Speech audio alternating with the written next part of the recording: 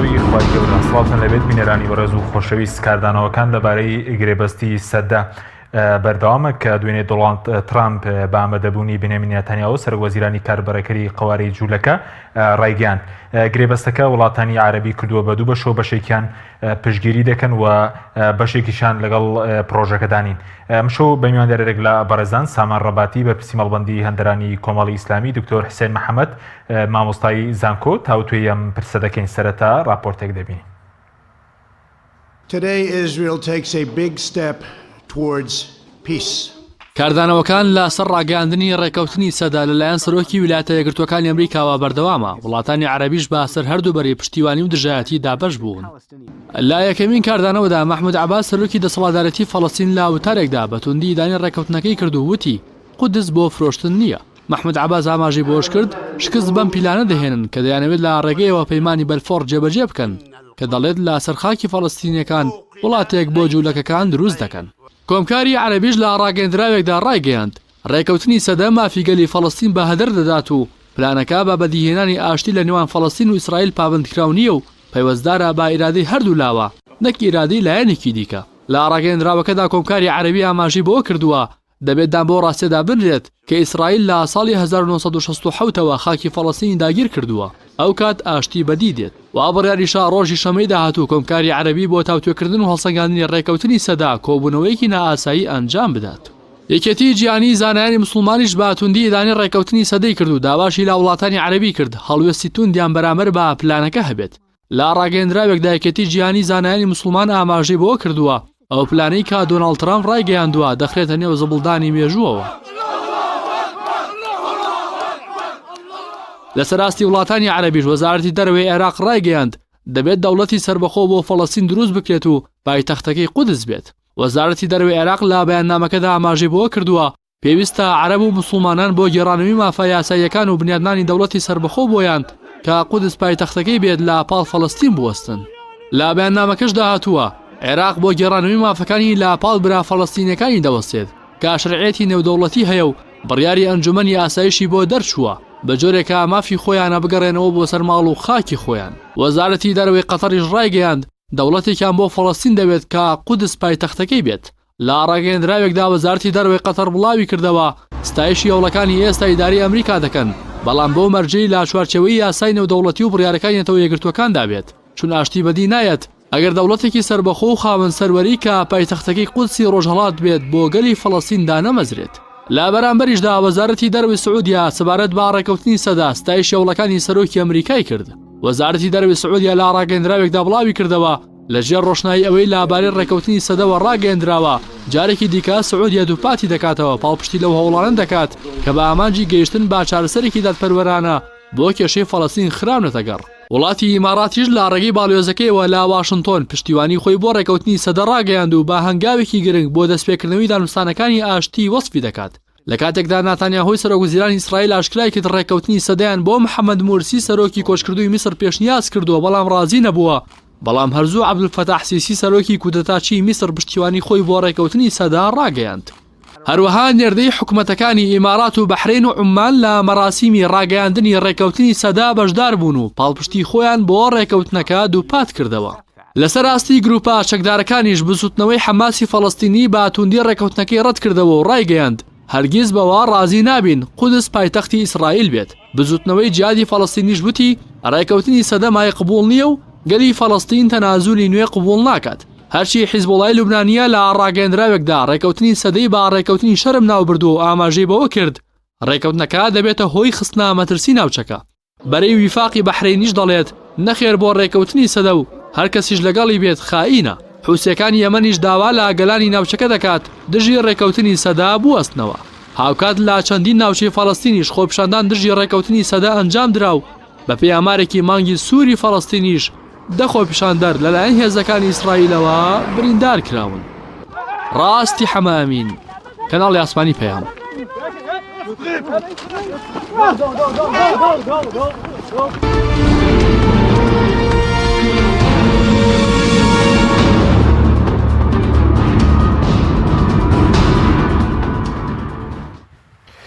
جارێکتر سڵاوتان لەبێت بینێرانی بەڕێز سوپاس بۆ میوانەکانمان سەرەتا بچینە هەڵەبجە لای دکتۆر حسێن محەممەد مامۆسایی زانکۆ دکتۆر بەخێر بێن سوپاس بۆ ئامادەموتان ئەگەر سەرەتا لە کورتەیەکی مێژووی پوختەیەکی مێژووی لە بارەی قودسەوە دەست پێ بکەین لە بەڵگەنامە مێژوویەکان کێ خاوەنی ڕاستەقینەی قودسە.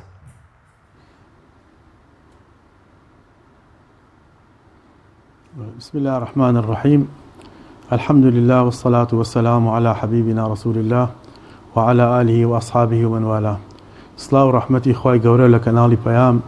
لە بینەرانی کەناڵی پەیام داواکارم لە خواي گەورە هیدایەتمان بات بۆ سەر ڕێگەی ڕاست و هەرچی ڕاستەکەوە فێرمان کات و بیڵین. سەبارەت بە پرسیارەکەی بەڕێزە مێژووی فەلەستین یان مێژووی قودس ئەگەڕێتەوە بۆ 5,000 ساڵ پێش زاین،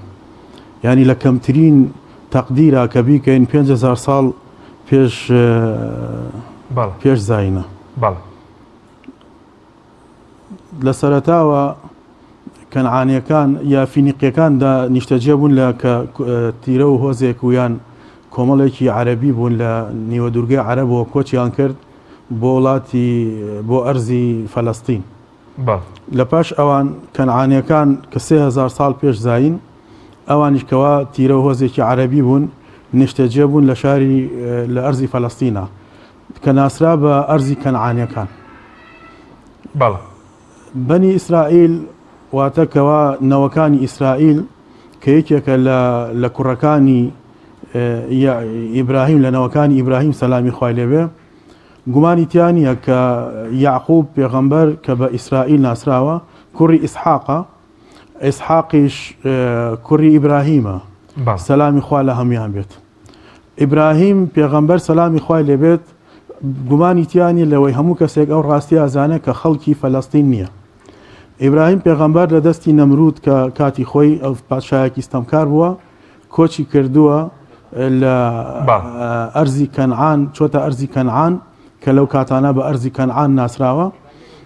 ئیسحاقی کوڕی لە ئەرزی کەنعان نیشتەجێ بووە، ئیسماعیلی کوڕیشی لە مەکە بەسەرهاتەکەی وازەح و دیارە کە لە مەکە جێگیر بووە و لەنەوەی ئیسماعیل سەلامی خوای لێبێت محەممەد المستەفا عەلەیهی سەڵات وەسەلام لەدایک ئەبێت. لەنەوەی ئیسحاقی کوڕی ئیبراهیم یعقوب لەدایک ئەبێ. یعقوب کە یەکێک لە کوڕەکانی ئیسحاق و کوڕەزای ئیبراهیمە سەلامی خوای لێبێت. یەکێک لە ناوەکانی یعقوب ئیسرائیلە. ئیسرائیل واتە بەندەی خواناسی ڕاستەقینە. نەوەکانی ئیسرائیل کەوا لە ئەرزی کەنعانە جێنشین بوون. یەکێک لە کوڕەکانی ئیسرائیل کە یعقوبە سەلامی خوای لێبێت یوسف پێغەمبەرە سەلامی خوای لێبێت. بەسەرهاتەکەی یوسف هەموو کەسێک ئەیزانێت ئەوەی کەوا موسڵمانە و شارەزایی لە قورئان هەیە یان قورئانی پیرۆزی بیستووە یان تەماشای درامای یوسف پێغەمبەری کردووە سەلامی خوای لێبێ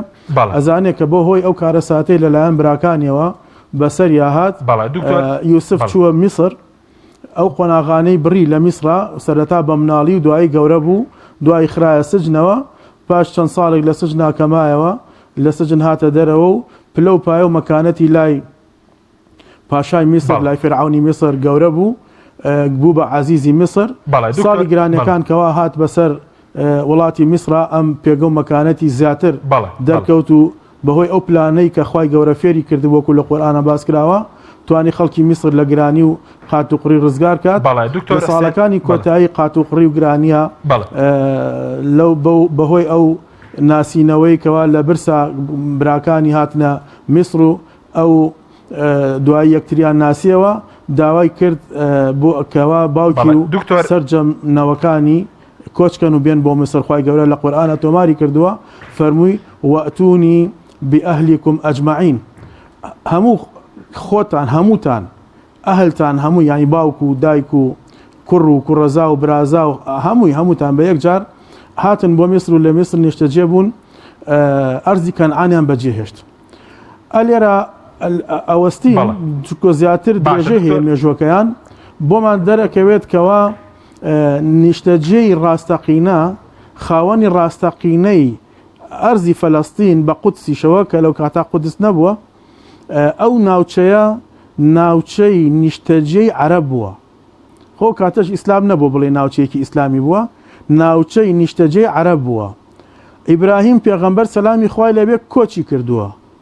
کۆچی کردووە بۆ ئەو ناوچەیە و کوڕی ئیبراهیم ئیسحاق لەوێ نیشتەجێ بووە لە ئیسحاقیش یعقوب و لە یعقوبیش نەوەکانی. دوایی لە بەهۆی خاکوپڕی و گرانیەوانەیە لە ئەرزی کەنعان. بەڵێ دکتۆر ئەگەر گوێت لە من بێ سەبارەت بە جوولەکە لە ڕووی مێژوویەوە نیت پەیوەندێکیان بە قودسەوە نییە؟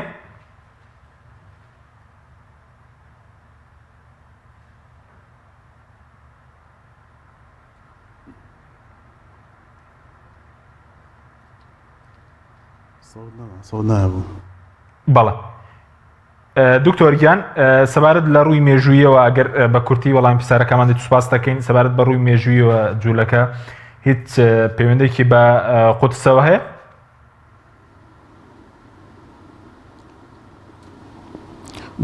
جا عەرزم کردن کەوا ئەمە طبعاً جوولەکە ئەوان ئەو مافەی بەخۆیانی ئەیەن بەوەی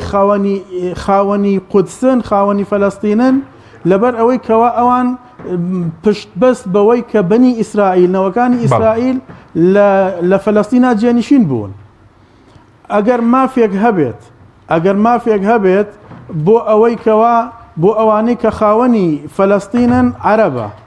لە دوای ئەوان بەهۆی کۆچی ئیبراهیمەوە بۆ ئەرزی کەنعان نەوەکانی ئیسرائیل نەوەکانی یعقوب لە ئیسرائیلا جێنشین بوون. بەڵام بەویستی خۆیان لەسەر داوای یوسف پێغەمبەر کۆچیان کرد لە فەلەستینەوە ڕۆیشتن بۆ میسر لە میسرامانەوە. دوایی میسر لە میسرا لەو عیزەت و گەورەیی کەوا تایە بوون دوای وەفاتی یوسف پێغەمبەر سەلامی خوای لێبێ و هاتنە سەر کاری فرعونەکان لە بەنی ئیسرائیلی لەلایەن میسرەکانەوە کە قبتەکان تیان نیشتەجێ بوون بە کۆیلە کرابوون لە ناو میسرا. یعنی لە فەلەستینا نەمابوون نەوەکانی ئیسرائیل لە فەلەستینا نەمابوون نەوەکانی ئیسرائیل. ئەوەی کەوا ئێستا ئەوانی دعایەکەن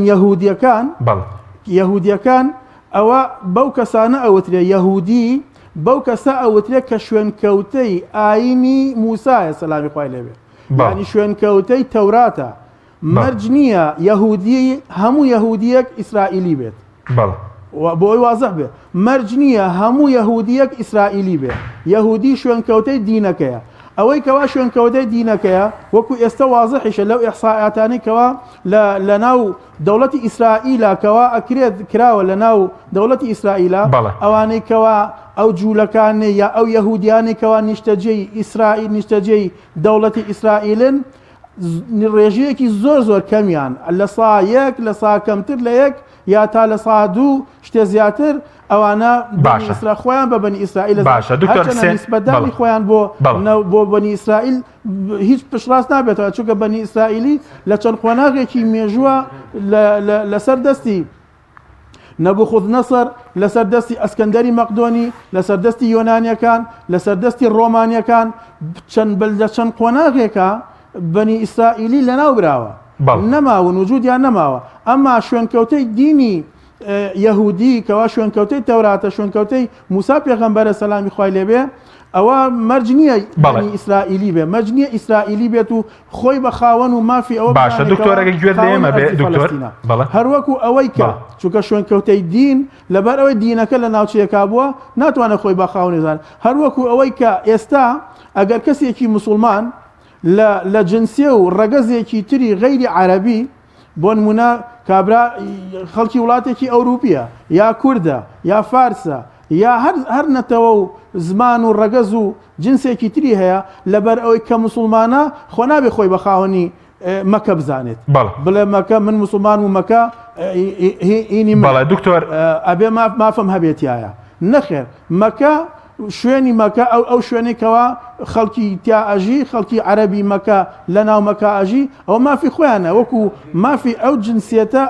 ئەو ڕەگەزە عەرەبەیکەوە لە ناو مەکە ئاژی. ئەمە ئەو خەڵکەی تریکەوە شوێنکەوتەی دینی ئیسلامە کوردستان ماف و مڵکی کوردە هندستان ماف و مڵکی هندیەکانە دکتۆر حسێناگی گوێر لە ئێمە بێ دکتۆرگیان ئەمریکیەکانە ناتوانن ئەوان خۆیان بە خاوەنی مەکە بزانن لەبەر ئەوەی کەوا ئەوان موسڵمان بەڵێ دکتۆر گیان ئەگەر بە کورتی ئەو شوێنکەوتەی دینی موسایە سەلامی خوای لێ ئەگەر چی دینەکەش دەستکاری کراوە. بەڵێ دکتۆر گیان ئەگەر بە کورتی وەڵامی پرسیارەکەم دەیتەوە سوپاس دەکەم سەبارەت بەوەی کە بە ڕێژەی جوولەکە کە پێشتر لە ساڵی 1970 باز لەوە دەکە کە 1500 جوولەکە هەبووە بەڵام ئێستا زیاد بووە بۆ 6 ملیۆن و 700,000 یعنی ئەمە بەهۆی گۆڕینی دیمۆگرافیا و بەهۆی مەسەلەن کۆچی جوولەکەکانی وڵاتانی تر بووە بۆ فەڵەستین.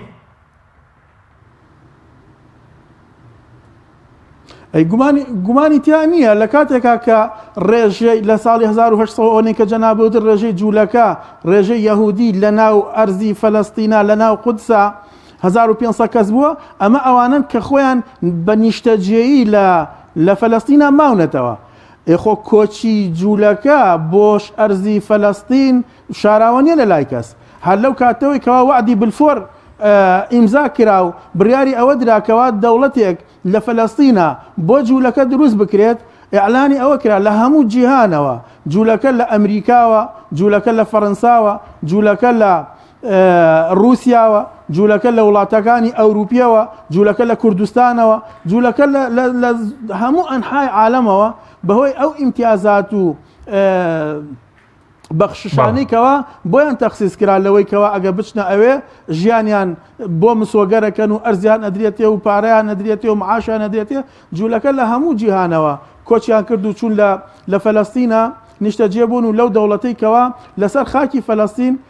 خاکی داگیرکراوی فەلەستین ئەوان هاتن دەوڵەتەکەیان بۆ دروستکردن ئەمە بە بەرچاوی هەموو دنیاوە هەتا ئێستاش بەردەوامە کە خەڵکی ئەڕوات لە ناو لە دەوڵەتی ئیسرائیل کە لە خاکی داگیرکراوی فەلەستین بنیاتی نراوە دروستکراوە خەڵکی نیشتەجێ بێ بۆیە ڕێژەکە غەیر تەبیعی ینی بە شێوازێکی سروشتی زای نەکردووە 1500 کەس هەتاوەکو ئێستا ببێ بە نزیکی جەناب دەفەرمی 6 ملیۆن لە شوێنی ترا باز لە 9 ملیۆنیش ئەکرێتکەوە جوولەکە نیشتەجێ لە وڵاتی ئیسرائیلە کە لەسەر ئەرزی داگیرکراوی فەلەستین بنیاتی نراوە پایتەختێکوە خەریکە بە ڕسمی داگیرەکرێت و ئەکرێتە پایتەختی ئیسرائیل ئەوە دیارە بە بەرچاوی هەموو دنیاوە بەهۆی کۆچەوەیە ئەو ڕێژەیە ئەو کۆچەش بووەتە هۆی گۆڕانکاری لە دیموگرافیای ناوچەکە و ئەوان ئێستا خۆیان بە خاوەنی خاکەکە ئەزانن خاکەکە لە ڕووی مێژوویەوە تۆزێکیمان باس کرد و شتیتریشی ماوە کەوا ڕوونی بکەینەوانێ ئەوان خاوەنی خاکەکە نین ئەوەی کە خاوەنداریەتیەکی هەبێ لە خاکی فەلەستینە کەنعانیەکان و کە ئەسلی عربەکانن ئەسل و چاو بنەچیان بۆ کەنعانیەکان نەگەڕێتەوە هەروەها ئەوانەشی کەوا نەوەکانی یعقوبن نەوەکانی یعقوبیش خۆیان بە تەبیعەتی حاڵویان بەهۆی ئەو هێرشانێکەوە چەند جارێک کراوەتە سەریان لە ناو براون و هیچ وجودێکیان خاکی فەلەستینانەماوە. بەڵێ سەبارەت بە باخی قودس بۆ موسڵمانان لە ڕووی ئاینیشەوە باخی قودس بۆ موسڵمانان هەتا بۆ مەسەلەن ئاینەکانی تریش چییە؟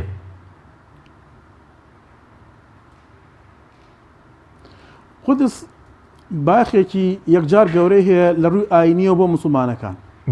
قودس ئەگەر ئەگەڕێیتەوانە بۆ طبعا قودس بەهۆی بوونی مەسجد الأقصا مزگەوتی ئەقسا تایە ئەو گرنگی و ئەو پایە و مەکانەتە گەورەی لە لای موسڵمانەکان دروست کردووە. مەسجد الأقصا دووهەمین مزگەوتە لە دوای کەعبەوە کە دروست کرابێ لەسەر ئەرزا. هەندێک لە ڕیوایەتە مێژوەکان باس لەواکە کە ئادەم پێغەمبەر سەلامی خوای لێبێ لە دوای ئەوەی کە کەعبەی دروست کرد لە مەکە بەیت المەقدیسی ژان مەسجد الأقصایشی لە قودسا دروست کرد. یەکەم جار ڕووگەی پێغەمبەر و موسڵمانەکان بووە دوایی مەسرای پێغەمبەر بووە عەلەیهی سەڵات وەسەلام لێوەی پێغەمبەری خوا عەلەیهی سەڵات وەسەلام بە شەوڕەوی پێکرا و بۆ ئاسمانەکان و بۆ حزوری خوای گەورە ئامادە بوو گەڕایەوە بۆ شاری مەکە. لەوێ مەسجد الصەخرەی قوبەت الصەخرەی لێیەکە عەبدولمەلیکی کوڕی مەروان دروستی کرد بەسەر ئەو بەردەوەی کە پێغەمبەری خوا عەلەیهی سەڵات وەسەلام لێوەی بەرز بۆ خوای گەورە بەرزی کردەوە بۆ ئاسمانەکان. ئەو دنگە و پایەی کە پێغەمبەری خوا عەلەیهی سەڵات وەسەلام بوراقەکەی پێوە بەستەوە لە قودسایە کە لە مەسجد الأقصا و مەسجد الأقصا کەوا لە قودسایە. مەسجد الأقصا یەکێکە لەو مزگەوتانی کە پێغەمبەری خوا عەلەیهی سەڵات وەسەلام ئەفەرمێت لا تشد الرحال إلا إلى ثلاث، يعني خەڵکی نابێ بە تایبەتی هیجرەت کات بۆ ئەنجامدانی عیبادەت لە هیچ مزگەوتێکا جگە لە سیان نەبێ، جگە لە سێ مزگەوت نەبێ. یەکێکیان کەعبەی پیرۆزە کە دووهەمیان مزگەوتی پێغەمبەرە عەلەیهی سەڵات وەسەلام، سێهەمیان مەسجد الأقصایە. بۆ یەکەوە پێ ئەوترێ مەسجد الأقصا أولى القبلتين وثالث الحرمين، یەکەمین قیبلەی پێغەمبەری خوا بوو عەلەیهی سەڵات وەسەلام لە کاتێکا کە سەرەتا پێغەمبەری خوا عەلەیهی سەڵات وەسەلام نوێژی ئەکرد، نوێژی بەرەو بەیت المەقدیسە کرد، بەرەو قودسە کرد پێغەمبەری خوا عەلەیهی سەڵات وەسەلام. دواییکەوە ڕووگەکەی گۆڕی خوای گەورە فەرمانی پێکرد کە ڕوو بکاتە کەعبە. بۆیە ئولە القبلەتەین وثالث الحرمین سێهەمین مزگەوتی شەوەکو کە ئێستا لە فەرموودەکەی پێغەمبەرە عەلەیهی سەڵات وەسەلام باسمان کردکەوە یعنی هیجرەتکردن بۆ بە قەسدی عیبادەت بە تایبەتیگرتنی شوێنێک مزگەوتێک بۆ عیبادەتی تیا بکەی، سێهەمیان مەسجد الأقصایەکەوە لە قودسە پێغەمبەری خوا عەلەیهی سەڵات وەسەلام فەرمانی پێکردووە. مەسجد الأقصا لەسەر دەستی عومەری کوڕی خەتاب ڕەزای خوای لێبێ کە قودس فەتح کرا و مزگەوتی ئەقسایش کەوتە بەردەستی موسڵمانەکان و پاپای ئەو کاتەی قودس مەسجد الأقصا هات کلیلەکانی بەبێ شەڕ تەسلیمی عومەری کوڕی خەتاب کە ڕەزای خوا لێبێ. عومەری کوڕی خەتابیش فەرمانی کرد بە نۆژەنکردنەوە و پاکردنەوە و تەعمیرکردنەوەی هەم هەم مەسجد الأقصا. لە دوایە خەلیفەکانی دوای ئەو کە باسمان کرد ئێستا عەبدولمەلیکی کوڕی مەروان قوبەت السەخرەی دروست کرد بەسەر ئەو بەردەوەی کەوا پێغەمبەری خوا عەلەیهی سەڵات وەسەلام لێوەی شەڕۆیی پێکرا بۆ ئاسمانەکان. ئەمە وا کات کە پیرۆزیەکی ئاینی گەورەیەکی ئاینی قودسیەتێکی ئاینی لە لای موسڵمانەکان دروستکە، لە لای هەموو ئاینەکانی کێش بە هەمان شێوە ئەو پیرۆزی و قودسی هەیە. ئەوەنە هەوڵی ئەوەیەتی قودس بکاتە پایتەختی خۆی، بەلای ئەویشەوە قودس مەسجد الأقصا کە هەیکەلی سولەیمانی عەلە ئەساس لێیە، هەیکەلی سولەیمانی کوڕی داوود سەلامی خوای لێبێ دروستی کردووە. گومانی تیان نییە کە سولەیمانی کوڕی داوود لە دوای ئەوەی کەوا داودی باوکی ساڵی 1000 ساڵ پێش زاین کە چووە خاکی فەلەستین چووە قودسەوە، ویستی کە ئەو معبەدێک ئەو پەرستگایە کە دروستکە وەکو لە سفرەکانی تەوراتە هاتووە کە خوای گەورە ڕێگەی نەیە ئەو دروستیکە لەبەر ئەوەی کەوا شەڕ و کوشتار لە سەردەمی ئەوە دروست بووە. سولەیمان پێغەمبەر سەلامی خوای لێبێ ئەو معبەدەکەی دروست کرد و ناونرا بە هەیکەلی سولەیمان. بەڵام ئەم هەیکەلی سولەیمانە لە سەردەمی کەنعانیەکانە لە سەردەمی بابلیەکانە کەوا سەردەمی نەبوخودنەسڕە کە پێ ئەوترێ ئەسەبی البابلی الأول کە هێرشی کردە سەر قودس، لەوێ جوولەکەکانی ئەوەی کوژرا کوشتی ئەوەیشی کەوا توانای مابوو بەدیلی گرت و هێنایەوە بۆ بابل، ئەلەوێ هەیکەلی سولەیمانی تەفروت و ناکرد و سووتانی و ڕوخانی. هەیکەلی سولەیمان بە پێی گێدراوە مێژوویەکان 3 جار بنیات نراوەتەوان، ینی ئەوەی کە جوولەکە داوای ئەکات و شین و شەپۆڕی بووە کات و کەوا دیوارەکەی تەنها ئەڵێن لە هەیکەلی سولەیمان هەیکەلی سێهەم کە لە سەردەمی ڕۆمەکانە دروست کراوەتەوانێ، تەنها ئەو دیوارەی کەوا ئەما خۆیان پێڵێن حائیط المەبکە، ئەو دیوارەی کەوا لە پاڵیا ئەگرین و گریانەکانیان ئێمە لە کەناڵەکانەوە ئەبینین، تەنها ئەڵێن ئەو دیوار ئەو هەیکەلە نییە کەوا سولەیمان پێغەمبەر سەلامی خوای لێبێ دروستی کردو بنیاتی ناوە. بەڵێ دکتۆر یان زۆر سپاس دەکەم دواتەگەڕێم و لای بەڕێزت کاک سامان سپاس بۆ بەشداری بەڕێزشتان. سەبارەت بە دکتۆر باسی لە نەمێژووەکەی قودس و باخی قودسی کرد بۆ مسلمانان، دەمەوێت لەسەر ڕێکەوتنەکە و ڕێکەوتنەی کە کراوە ڕێکەوتنی سەدە پێ دوایە هیچ ئاشتێک بە دوای خۆی دادنێ خود بە پێچەوانەوە ئەمە ڕێکەوتنێک کە ناکۆکی و ئاژاوە ناسەقامگیری زیاتر لە فەڵەستین و لە ناوچەکەش دروست دەکات. سەرەتا سپاس بۆ بەخێرهاتنی جەنابی مامۆستا سەعید دەکەم. سپاس. بەتاکید ئەو سەفقەیە ئاشتی بەدی ناهێنێ ومن حەزم کرد لەسەر ئەو سەفقەیەش ینی کوبلی لایەنێکی مێژووی کورد لەبارەی سەفقەکە چونکە ئەو باسە کرێ گوایە لە 2007ەوە ئەمە پلانی ترامپە، بەڵام ئەگەر ورد بینەوە ئیسرائیل هەر لە سەردەمی دامەزراندنیەوە تەماحی لەوە بووە کە قودس بکاتە عاسمەی خۆی، وە لە ساڵی 1970 بە بڕیاری پەرلەمانی ئیسرائیلی ئەو بڕیارەکراوە کە ئیسرائیل کە قودس ئەبێتە پایتەختی ڕسمی ئەو دەوڵەتیەوان ئەیانەوە بنیاتی بنێن. بۆیە وەکو مێژووی سەفقەکە کۆنە، بەڵام دیارە ئەوان گەڕاون بۆ سەرۆکێک کە یا بۆ هەم زەمانێک و هەم سەرۆکێک کە گونجاو بێ سەفقەکەی تایالان بکەن. بەتاکید ئەم سەفقە هەندێک کەس وەسفیان کردووە کە بە مردووی لەدایک بووە لەبەرەوەی لە ناوچەکە دژایەتێکی زۆرێک لێ، ئەوەی کە لە هەمووی ئەساسترە و ینی بنەمای سەرکەوتنی ئەو سەفقە لەوێ ئەبێندە یا سەرنەکەوتنی لە خەڵکی فەڵەستینەوە. یعنی ئەگەر سەردەمانێک فەڵەستینەکان چەند بەشێک بوون بە تایبەتی لە دانوستان لەگەڵ ئیسرائیل و دانان بە سنووری 67 بۆ نمونە حەماس وەکو هێزێکی مقاومەی سەرەکی لە فەڵەستین و دوای ئەو بزوتنەوانی تر کە مقاومە ئەکەن و دژی هەموو دانوستانێک لەگەڵ ئیسرائیلە، ئەوانە لەگەڵ سوڵتەی فەڵەستینی یا جەبهەی تەحریری فەڵەستینی ئەمانە ئەچوون بۆ مفۆزاتەکان، ئایا هەندێکیان بە اختیاری خۆیان و بۆ حەزێک بەگەیشتن بۆی دەوڵەتێک دروستکەن، هەندێکشی لەژێر زەختی وڵاتانی عەرەبیە کە ئەویان کردووە لە سەردەمانێک ئەگەرەوان دوو بەش بووبێتن لەسەر کۆمەڵی مەسائل ئێستا یەکدەنگن. یعنی ئەوە لە چەند ڕۆژێکە محمود عەباس سەرۆکی فەڵەستین کەوتۆتە جوڵەیەکی گەورە، ینی وەفدی لە هەندێک وەزیرە کۆنەکانی حەماس لە ئەندام پەرلەمانەکانیان دوێنێ بان کرد بۆ ڕامەڵا و ئەمڕۆژ وەفدێکی ناردووە بۆ غەزە بۆ دیدار لەگەڵ ئەوانی کە دوێنێ نەیاری بوون. بەرحاڵ ئەوەی لە ئەرزی واقعا بێ مادامە و گەلە ڕەفزی ئەکەن و مقاومەی ئەکەن بەتاکید سەر ناگرێت. باشە کاک سام، ئەوەی کە بەڕێز شوتت لە ساڵی 1970 کنیست بڵین پەرلەمانی ئیسرائیلی بڕیاریدا کە قودس وەکو پایتەختی قەوارەی جوولەکە بناسێنێت، بەڵام خۆی بڕیاری هەر لە 1970 ئەنجومەنی ئاسایشی نێودەوڵەتی بڕیاری 476 و 478 دێر کرد کە ئەو ناوچەی خاکی فەڵەستینە. یعنی ئێستا لە ڕووی یاسای نێودەوڵەتیشەوە ئیسرائیل وەکو وڵاتێکی داگیرکرد لە قودس ناسێنرا. خۆی گەرەوە دیقەت بن لە ئەو بڕیارانەی لە مەجلیسی ئەمن دژی ئیسرائیل دەرچووە، هیچی ملزەمی نەکردو بۆی کە بڕیارێک ئەگەر دابەتی هەڵی وەشێنێتەوە تەنها سەرزەنشتی کردو. یعنی ئەوە جۆرێک لە مرونەت بەرامبەر بەوەی کە وەکو بڵێ جۆرێکە لە پێدانی سەلاحیەت کە ئەگەر تۆ ئیشێک بکەی ئێمە ئەو پەڕی سەقفی بەرزی ئێمە بۆ تۆ لۆمەکردن و سەرزەنشتە. و ئێمە شەزانن دنیای ئەمڕۆ بەڕاستی دنیای هێزە، دنیای ئابووریە. ئێمە با خەیاڵی ئەوە نەژین کە وەڵا مەجلیسێکی ئەمن هەیە و عەدالەت تەحقیقەکا بۆ گەلان. یعنی ئەگەر وا بە کوردە باسە دەوڵەتی هەبوایە،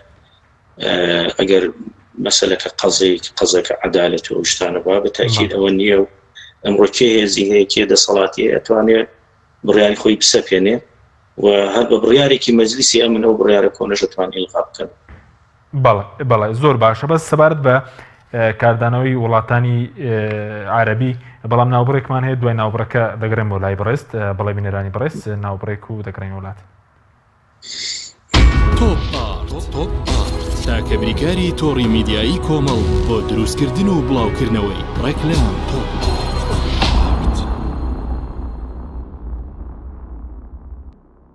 ئایا تا ئێستا کێشەی کارەبات هەیە؟ بێزار بوویت لە کێشەی کەمی کارەبا و بڕانی بەردەوامی؟ بە دوای کارەبایەکی بەردەوام و بێکێشە و تێچووی کەمدا دەگەڕێیت؟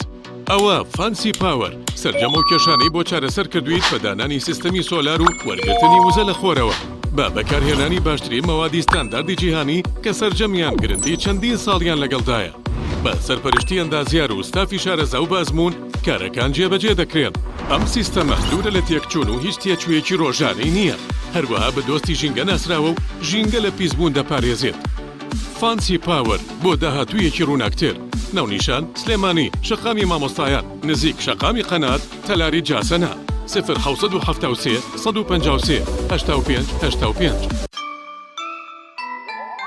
ئەم کوڕاناوی چالاکە حەزی لە چپسێکی چاکە بۆیانینی لای تاکە زۆر تەندروستە و زۆر پاکە ئەم چەشناوی پاریە حەزی لە چپسێنی نییە نینی تامی سروشتیە هیچ چپسێک وەک ئەو نییە هەژوانیش کوڕێکی جوانە حەزی لە ئاهەنگێرانە لە یادی لەدایک بوونەکەی چپسی نینی بوو هەڵبژار دەکەی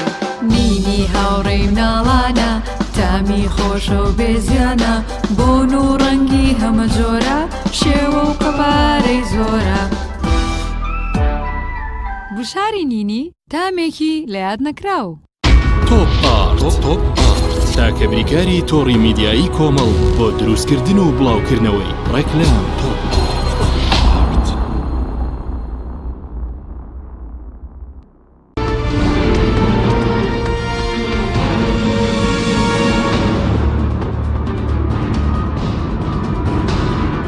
جارێکتر سڵاوتان لەبێت بینەرانی بەڕێز کاک سامان سەبارەت بە کاردانەوەی وڵاتان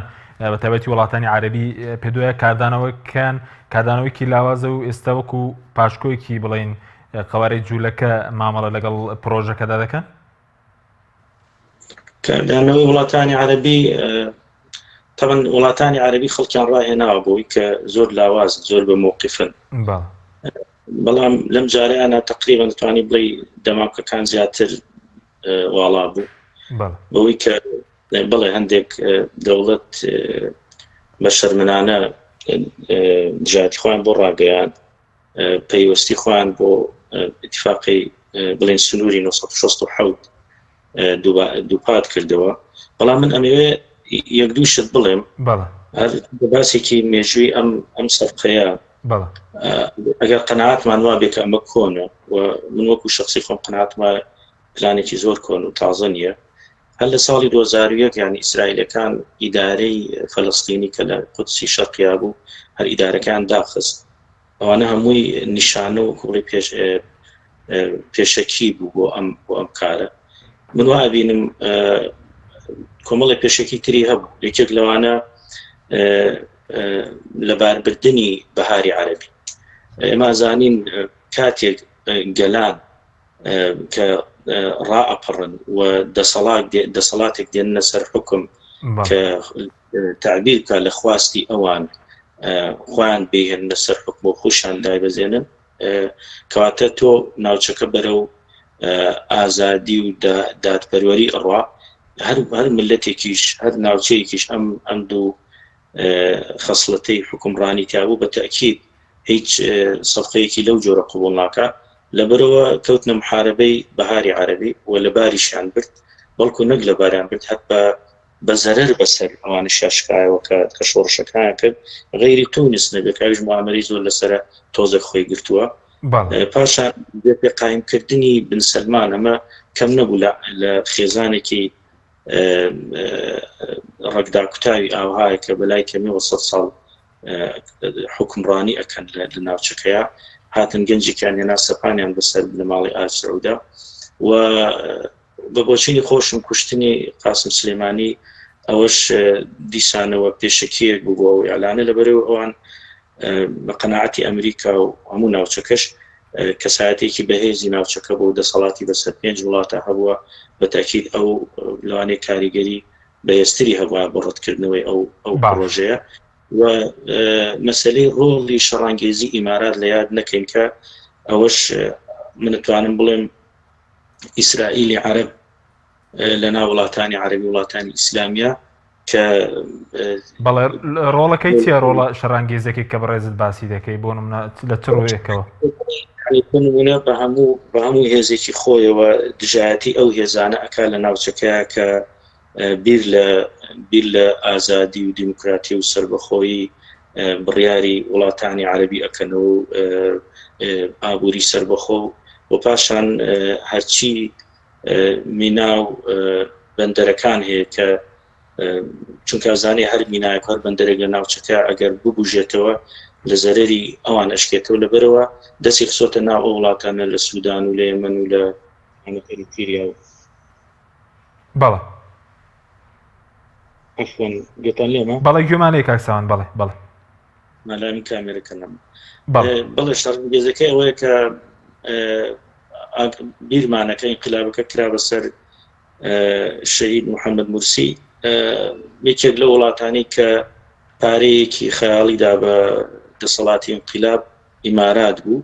و ئێستا لە لیبیا یعنی بە ئاشکرا یارمەتی حەفتەر ئەدا یعنی دەورێکی بەڕاستی ئەتا سەرۆکی پێشووی توری تونس ناوی ناون محور الشر بە سعودی و مصر و ئیمارات ئەڵێ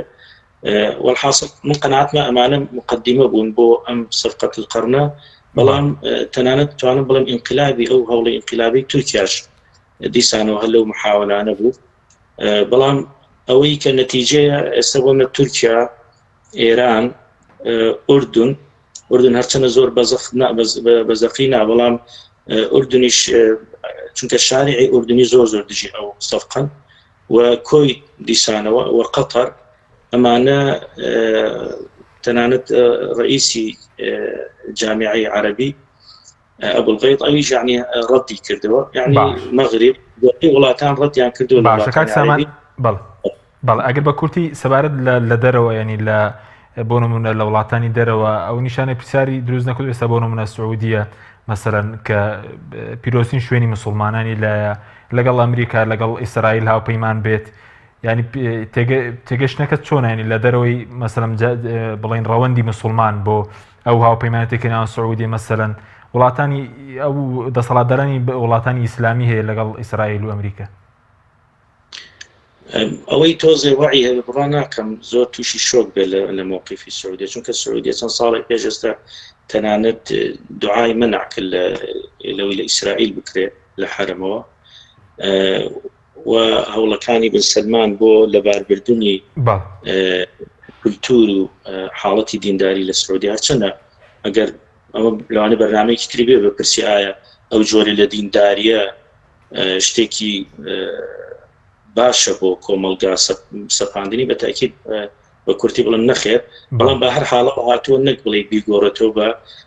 ئیسلامێک کە خەڵق قبولیکا بەڵکو هاتووە ئەو حاڵەتە تەنانەت تەقلید و کولتورەکەشی گۆڕێتەوە بە حاڵەتێکی کرانەوەی زۆر زەقی ئەوروپی لە ناو وڵاتە بەداخەوە ناخۆشەکە تۆ ببینی شوێنی پیرۆزترین خاکی مسلمانان شوێنی وحی پێغەمبەر عەلەیهی سەڵات وسەلام هاتنی ئەو و شوێنی حەجی مسلمانان بەهێزترین پێگەی ئاینی لە عالمی ئیسلامیا ئێستا تەئیدی ئەو سەفقەیە بکە. بەڵێ سوپاس دەکەم کاک سامان. دکتۆر بگەڕێمەوە لای بەڕێزت سەبارەت بە کورد و قودس و ڕۆڵی بڵین سەرکردە سەلاحەدینی ئەیوبی وە کورد پێ دوایە دەبێت لەم بارودۆخش چۆن مامەڵ لەگەڵ ئەم پرسەی پرۆژەکەی ئەمریکا بکات.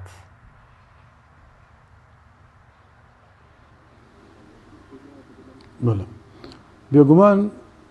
کورد لە سەردەمی سەلاحەدینی ئەیوبیە یان سەلاحەدینی ئەیوبی بۆ کورد وەکو کوردێک وەکو شۆڕەسوارێکی کورد مێژوویەکی زۆر پڕسەروەری و شانازی تۆمار کرد چونکە دوای ئەوەی کەوا قودس لەلایەن عومەری کوڕی خەتابەوە ڕزای خوای لێبێ فتح کرا و ڕزگار کرا بوو بە ئەو مەکانەت و مەکانەتە پیرۆزیەی کەوا هەیبوو قودس گەڕانیەوە بۆ موسڵمانەکان لە دوایە خاچ دروشمەکان کە داگیریان کرد ئەبوو سەلاحەدین ئەیوبی لە شەڕی حەطینە کە زاڵ بوو بەسەر خاچ دروشمەکانە و قودسی بۆ جارێکی تر ڕزگار کردەوە مێژوویەکی پرسەروەری لە ڕاستیە و پرشانازی بۆ میلەتی کورد تۆمار کرد کە هەتا ئێستایش زۆرێک لە موسڵمانە عەرەبە منسیفەکان ئەوانەی کەوا بە ویژدانن لە هەندێک لیقا و دانیشتنا کە من لەگەڵ خۆمە جارێکیان کەسێک لە کەسایەتیە زۆر دیارەکانی وڵاتانی عەرەبی وتی ئەمە چاوەڕوانی ئەوەکەین سەلاحەدینێکی تر لە ناو کوردەوە پیا بێت و بۆ ئەوەی جارێکی تر قودس ڕزگار بکاتەوە بۆمان چونکە ئێمە وەکو عەرەب وتی سەرکردەیەکی بەو شێوەیە لەو کاتاکە ئەو قسەیە کرد ئەمە ساڵی 94 بۆ 95 بوو ئەو ئێمە ئەو سەرکردەیەکی بەو شێوەیە لە ناو عەرەبا شک نابین توانای ئەوەی هەبێت کە قودس ڕزگارکە چاوەڕوانی لە ناو کووردا سەلاحەدینێکی تر دروست بێت و بێت قودسمان بۆ ڕزگار کاتەوە. بەڵام لە مۆقیفێکی وەکو ئەمڕۆی ئێستای کوردکەوە تایەتی بە بۆچوونی من یعنی لە مەرجنیە خۆ بۆچوونەکەش بڵێن سەوا بێت و بی پێکەم بەڵام من وا بۆچم لەبەروی کورد مۆقیفی خۆی ئێستا لاوازە خاوەنی دەوڵەت نییە خاوەنی کیانێکی سربەخۆ نییە بە وەزعەکەیەتی کەوا ئێمە ئەیبینین کە دابەش بووە بەسەر 4 وڵاتی زلهێزە بە نیسبەتی ناوچەکەەوە زلهێز بەسەر 4 وڵاتە ئەوەی کە تۆزێ وەزعی باش بێ باشوورەکەیەتی کەوا لەگەڵ عێراقا وەزعی ئێمە خۆمان ئەژین وەزعی خۆشمان ئێمە ئەزانین ئەلەم کاتا لە ڕاستیە ئەگەر کورد ینی عەرزمکردن کە بۆ چوونێکی خۆمە ئەگەر کورد هەتا ئەندازەیەک بوەستێ یعنی پەلە نەکا لە دەربڕینی هەڵوێستی خۆیان بەرامبەر باوەی کە ئایا لەگەڵ پرۆژەکەی ئەمریکا بێ کە ناسناوە بە گرێبەستی سەدا یا لەگەڵ فەلەستین و ئەو وڵاتە عەرەبیانە بێتکەوە پرۆژەکە ڕەتەکەنەوە لە ڕاستیە پەلە نەکا باشە بەس دکتۆر ئەو وڵاتە عەرەبیانەی شیکەوە ئێستا پرۆژەکەیان ڕەت کردوێتەوانێ وەکو میلەت ناڵێن بەڵکو وەکو سەرکردەکان وەکو سەرۆکی وڵاتەکان زۆر جێگەی متمانە نین و لە هیچ کاتێکی ئەوان پشتیوانیان لە کورد نەکردووە بۆیە کورد ئەگەر جارێ پەلە نەکات هەڵوێز دەنەوڕە من پێم باش بەڵێ بەس سەبارەت بەسەرن ئیسرائیل و کورد ئەوەندەی کە بەڕێزت مێژوت خوێن بێتەوە ینی لەو خۆناکە بۆنم لە سەروبەندی ڕیفراندۆمە بازەوەکە کاوان پشگیری دەکەن بەڵام 2000 پشگیرێکمان نەبینی بۆ نمونە ڕۆڵیان هەبوو لە دەستگیرکردنی عەبدوڵڵا ئۆجەلان مەسەلەن دەستگای هەواڵگیری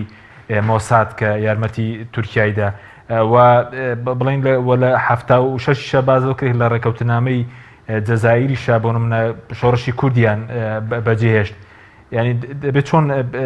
لە مەسەلەی کورد و یاخۆ کورد و جوولەکە بڕوانین بڵین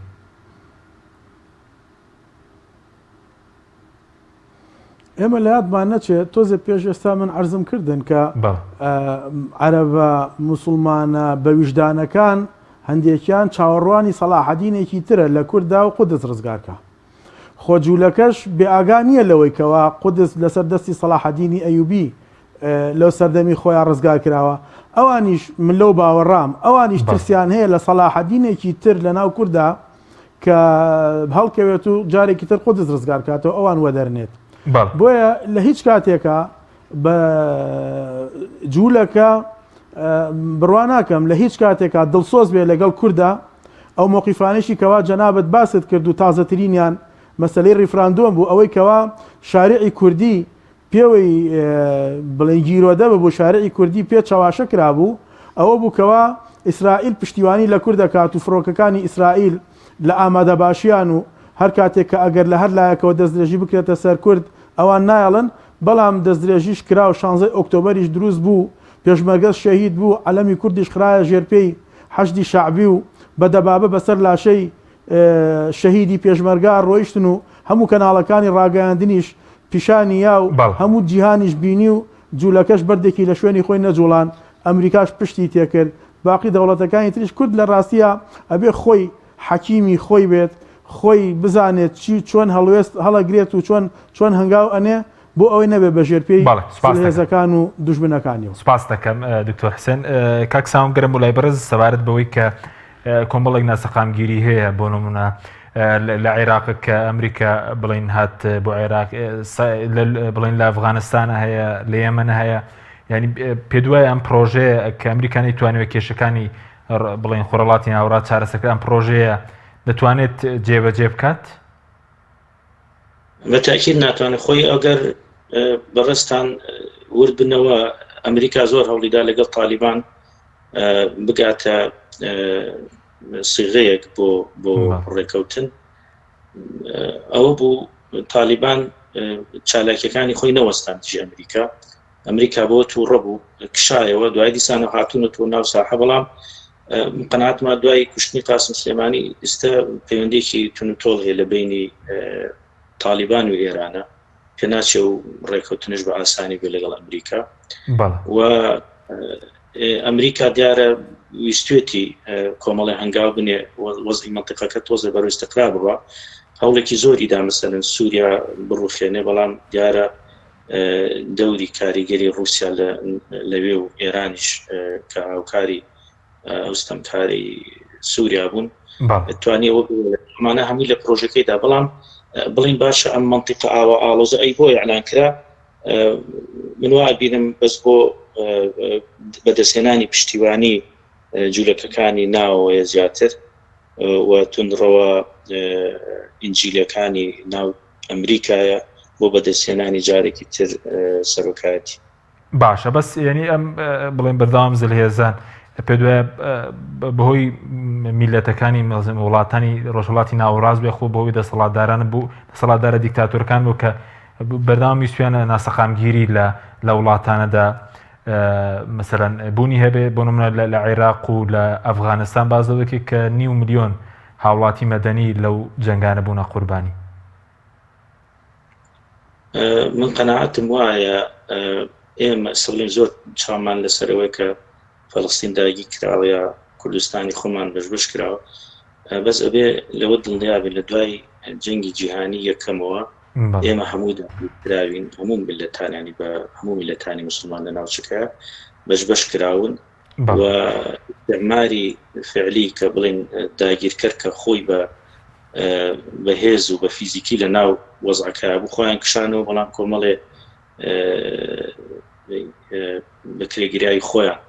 لە ناو مسلمانانە داناوە و بە تاکید سەبەبی ڕئیسی میلەتان حەزیان لە ئازادیە حەزیان لە سەربەخۆیی حەزیان لە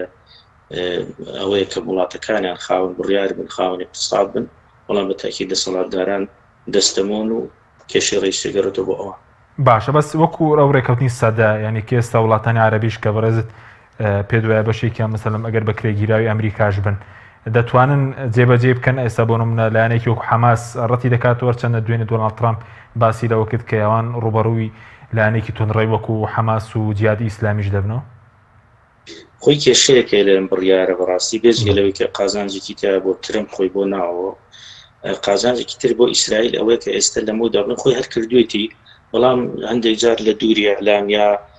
کەم هەنگاوی ناوە بەڵام ئێستا ئەو سنوورەی ئەم سەفقەیە ئەیگرێتەوە یانەوە ئەگەر هەڵەدەم بۆ هەفتەی داهاتوو کنێس دانیشتنەکە و بڕیار لەسەر کۆمەڵە شت ئەدات یعنی ئەوێ ئەم سەفقە چۆن هاتووە وردەوە لەسەر ئەرزی واقع